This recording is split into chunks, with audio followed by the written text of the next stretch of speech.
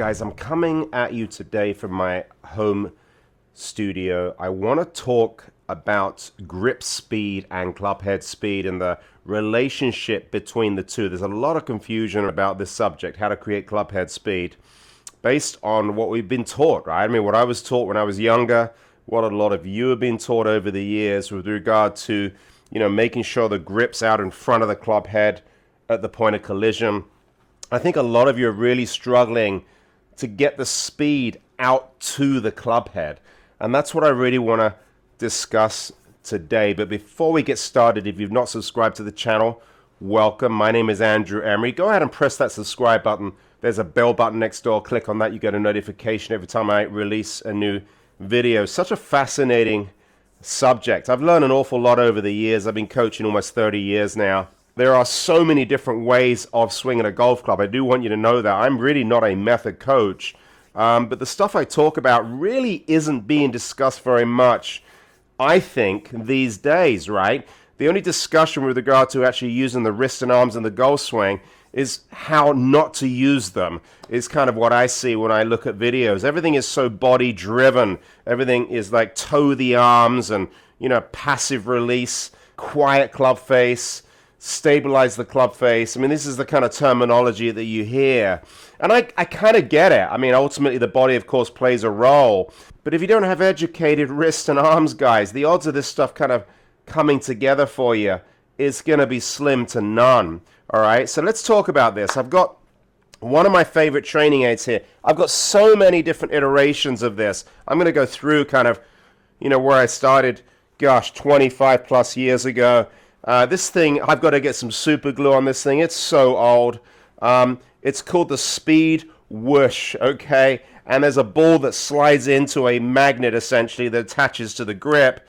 And what we need to do here is we've got to get that grip moving initially, okay? The grip has to move first, and it needs to travel, all right? There's a commute involved with the grip. And, of course, as we start to approach impact, the grip works back towards us, the club head works away from us, and as we do that, we sling the ball out in this fashion, okay? That's basically how we create club head speed. We go from what's called linear momentum, which is essentially a force that's placed against the grip with the arms in this direction, and making sure you get some travel out of that grip early, of course. My goodness, I've talked about this on my channel.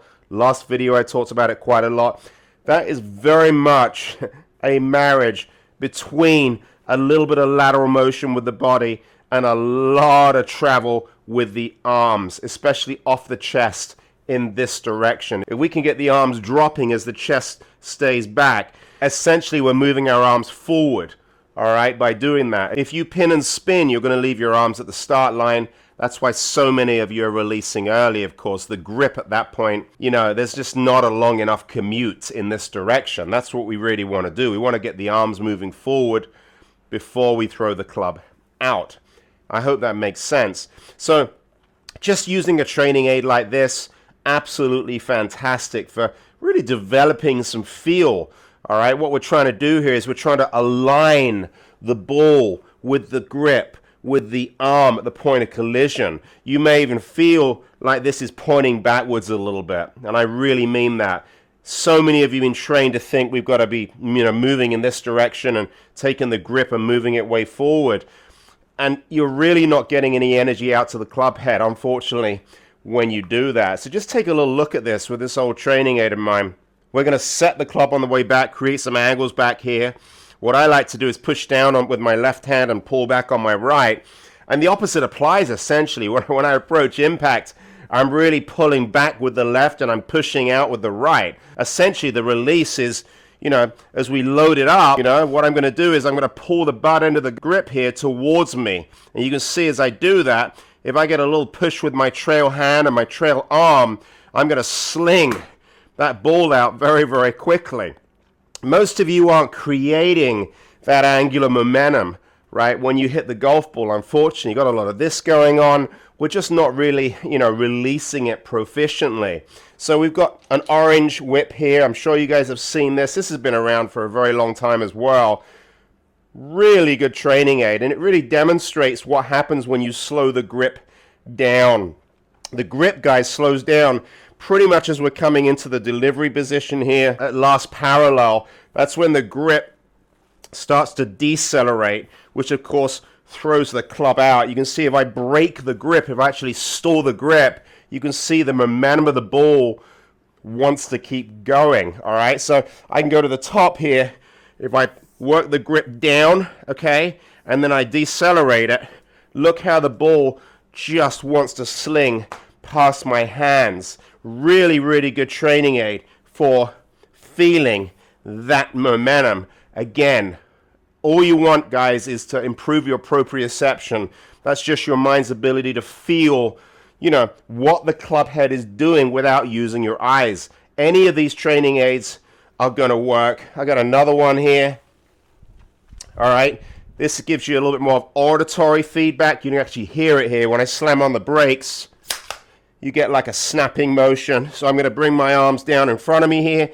I'm going to keep my upper body back. Little bit of drift into my lead side with my lower body. You see my head stays really, really quiet. That's one thing you don't want to be doing. See a lot of upper body movement here.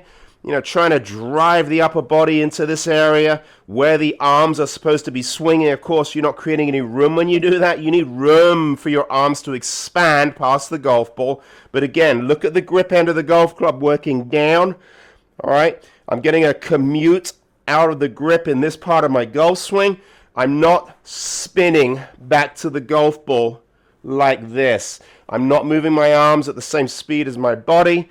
Of course, my chest and shoulders are rotating as my arms are dropping, but there is a lot more awareness for me and certainly my students of allowing the arms to work down as we transition. Because I'm a big believer that if we can get the arms moving down, even with a little pivot, look how much further the arms move forward. Again, if we pin and spin, we're going to release early, okay? Great auditory feedback here. So again, the arms work down. Look how I go ahead in this position. I'm going to take the grip end of the golf club. I'm going to pull it up towards me. I'm going to feel kind of a pushing motion, I think, with my trail hand and arm. Very much the opposite of what I do on the way back, where I feel like I'm kind of pulling back on the handle. Now I feel like I'm pushing in the opposite direction. So we're going to give it a little snap in here. There we go. 1, 2, little snap. So I'm really breaking the grip here, okay? I'm slamming on the brakes. I'm getting the grip end of the golf club pointing back towards me, and the club head is being slung out. Especially important with the driver, which of course is traveling a lot further. The amount of people I see out in front of their arms with the driver is absolutely extraordinary. The feeling you're going to want is that your arms are definitely swinging past and beyond your body. It's a feel that I'm looking for here, okay? It's going to get you in a very, very good position. We're going to do it one more time. So again, the arms drop, upper body stays back. Look at my head here as I release it. Right here. Everything is staying nice and quiet. That's very, very important to understand. But you can see here, a lot of snap at the golf ball. I love to feel my arms expanding. I love it when my trail arm essentially unfolds and my trail wrist unpacks. It's a fantastic feeling.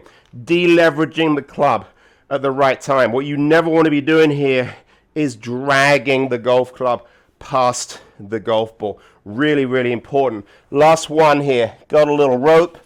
All sorts of iterations. So this one's a pretty good quality one, okay? Made by Tour Striker. And I like it because it's got a real grip on it. And I'll just literally take it and sling it over the shoulder. Literally wait for it. I'm going to get the commute out of the grip here. And then I'm going to go ahead and stall it. And I'm going to sling the rope over my lead shoulder. Fantastic drill for creating the right sequence. We're not going this way. All right, you can see I'm not slinging it this way. I'm getting no commute out of my grip with that. Can you see that? The grip staying back behind me. That's not what I'm looking for. I'm going to bring my grip down. I'm going to bring my grip forward. I'm moving into the delivery position here. At that point, what I'm going to do is store the grip and sling the rope past my body. Really, really cool training aid. Any one of these is going to be extremely helpful. I've got a student that I work with, actually from Germany, and we went out on the golf course, and he was driving. I'm going to put the lesson in here just on the side so you can kind of see his before and after, but he was driving his body way out in front of his arms. He's a lefty, hitting it incredibly low. I think his max height with the driver was about 50 feet or so. Wasn't hitting it very far at all, and hitting a lot of blocks and hooks. And we worked very, very hard on him essentially increasing the speed of his arms as he changed direction. I did what's called a split-handed drill with him, okay? And what we do is we don't grab a $500 shaft when we do this drill. And you can see here, he did exactly that, unfortunately. He took his driver, he's standing here, he does a split-handed drill, and I'm not going to do it quickly because I'm going to break it as well. And he goes back and he gives it a couple of these pumps, and I'm going to just play it for you. I think the video is going to tell the story, so check this out. Aufpassen. Go to the top. All right, so it just goes to show, you can see, obviously, we don't want to do that, but it proves a point, right? If we break one end of the club, we create a ton of energy and momentum at the other end of the club. And that's really what golf is all about.